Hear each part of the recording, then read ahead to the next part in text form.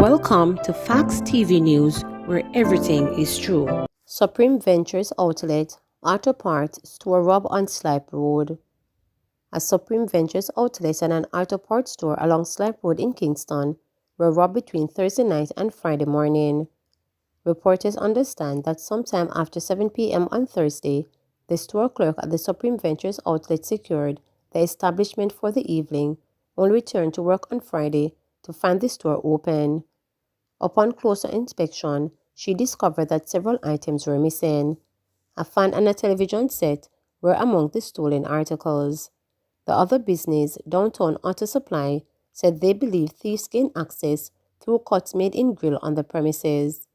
Ashwin Walker, owner of the Downtown Auto Supply, said he believed thieves gained access to the establishment through cuts made in the grill on the premises. The matter is being investigated. 2 men killed in Maxwell Avenue area. Crime scene detectives are probing a double murder on Garden Lane of Maxwell Avenue in Kingston. Police sources say they heard loud explosions which sounded like gunshots. Upon investigating, the lawmen discovered the bodies of 2 males who are yet to be identified. Kingston Western Police are investigating. Man robbed, shot in face outside bank in Halfway Tree. A man was robbed and shot in the vicinity of the Sagicor Bank at the Tropical Plaza in Halfway Tree, St. Andrew. It is reported that the man was shot in the face. He has since been taken to hospital. Reporters were told that the man was on his way to Sagicor Bank from another bank with a bag containing cash when he was approached by robbers who shot him.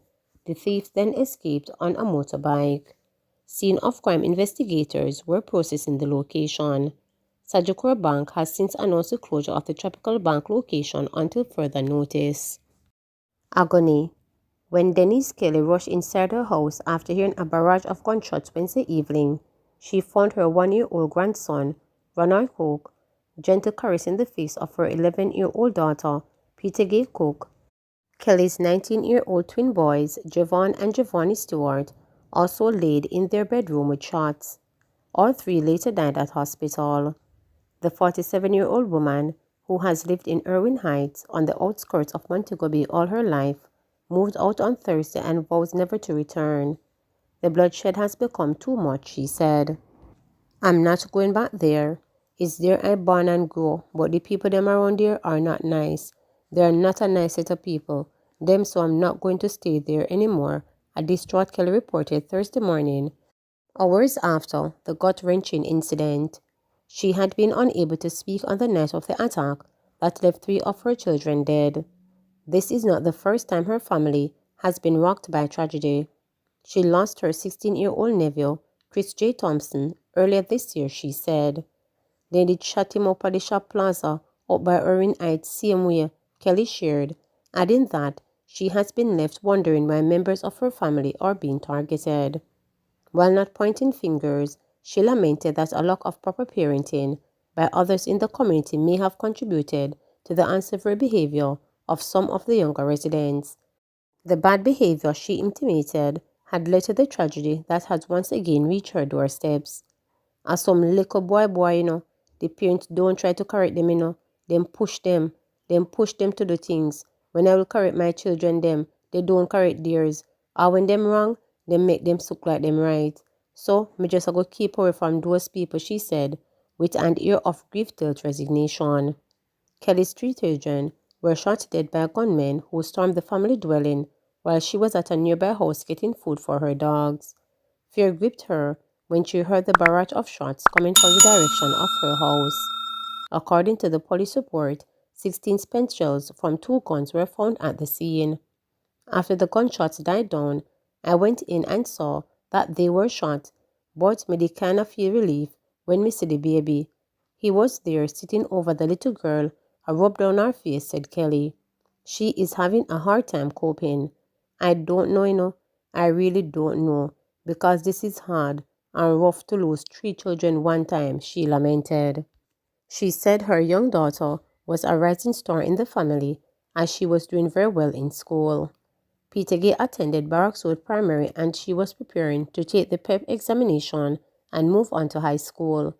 On the night of her death, her older brother Garfield Cook agonized over what he had as the breaking news to his father, who lives overseas. "Me no know how me go tell him all of this now. Right now, him did a plan to take up the little girl up a foreign soon," he lamented. He is also concerned about the impact the shooting has had on his son Ranoy, who was in the house when the young aunt and uncles were slaughtered. "Boy, me no know if the gunshot them deaf him or what. Me no know if him traumatized," Cook remarked as he held the sleeping baby in his arms while police processed the scene of his sibling's death. He is happy his child was spared. The police are said to be following strong leads into the incident.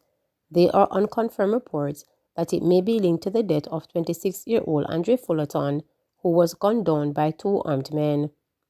Fullerton was killed about 7:20 a.m. Wednesday as he walked along the street in his community in Orange St. James. 7 spent shells were found at the scene of that shooting.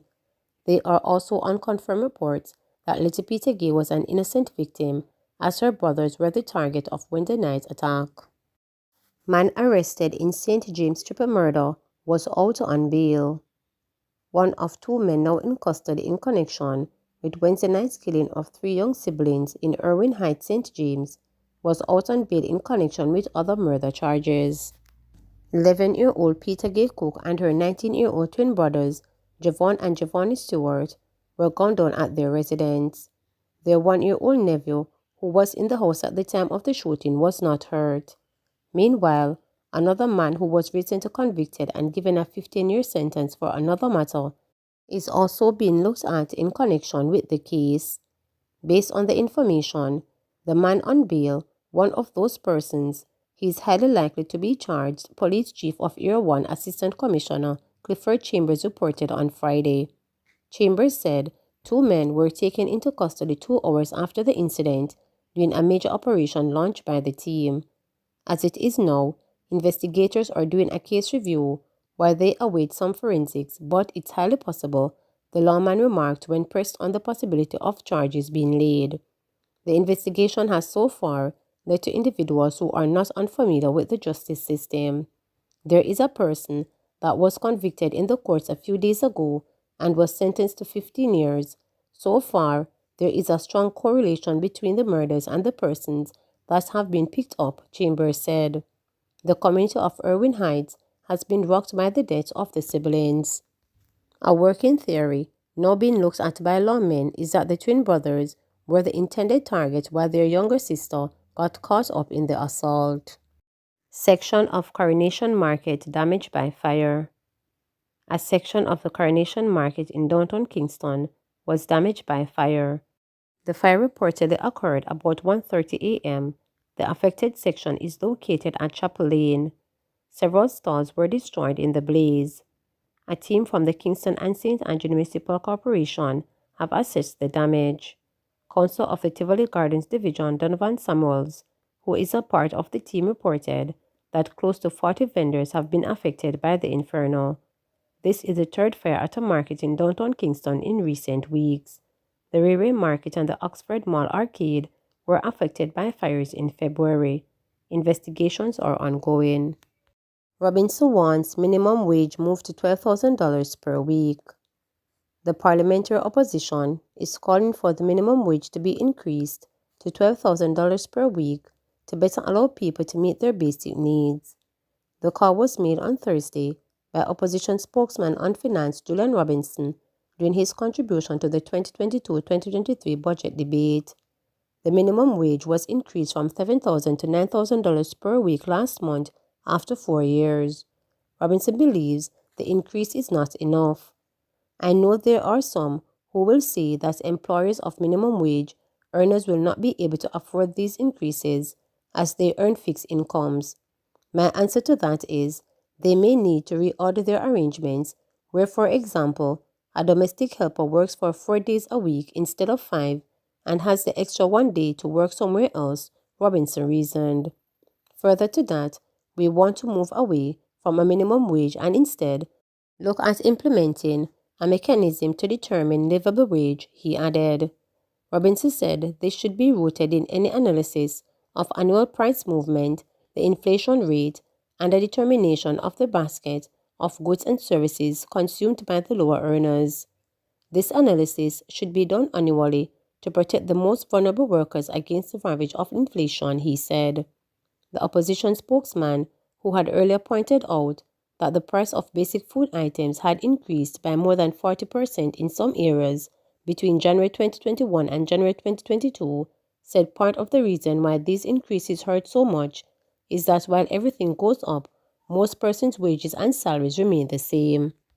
He said even in cases where salaries goes up is not by enough to keep pace with the rate of inflation. Noting that it took 4 years to increase the minimum wage, Robinson said inflation has already eaten it away.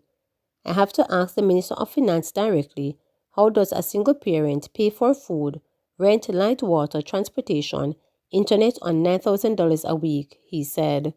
He then took a swipe at Minister without responsibility in the office of the Prime Minister Floyd Green, who was last September caught on a viral video at a birthday party on a No Movement Day.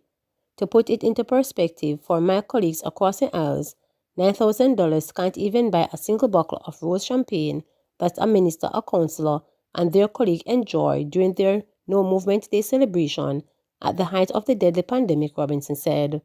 At the time, Green was the Minister of Agriculture and Fisheries and resigned from cabinet after the video went viral. He was brought back to the executive in a cabinet reshuffle in January. As far as Robinson is concerned, $9,000 per week can neither address food poverty nor education inequality. It is a vicious cycle. 45 new COVID-19 cases, 2 more deaths. 2 more COVID-19 fatalities have been recorded in Jamaica, increasing the tally to 2,839. The deceased are a 65-year-old man from Westmoreland and a 94-year-old woman from St. Catherine. The Ministry of Health says the deaths occurred between November 2021 and March 2022. Meanwhile, there were 45 new cases with ages ranging from 2 to 92 years, pushing the total to 128,318. Of the new cases, 26 are women and 19 are men. A total of 2,317 tests were conducted.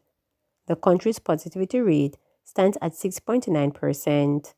In the meantime, there were 139 more recoveries, increasing the total to 79,233. Some 71 persons are in hospital, with 14 being moderately ill, 3 severely ill, and 2 critically ill. And 1,595 persons are in quarantine at home. Please remember to subscribe, like, share, and click the notification bell for daily updates.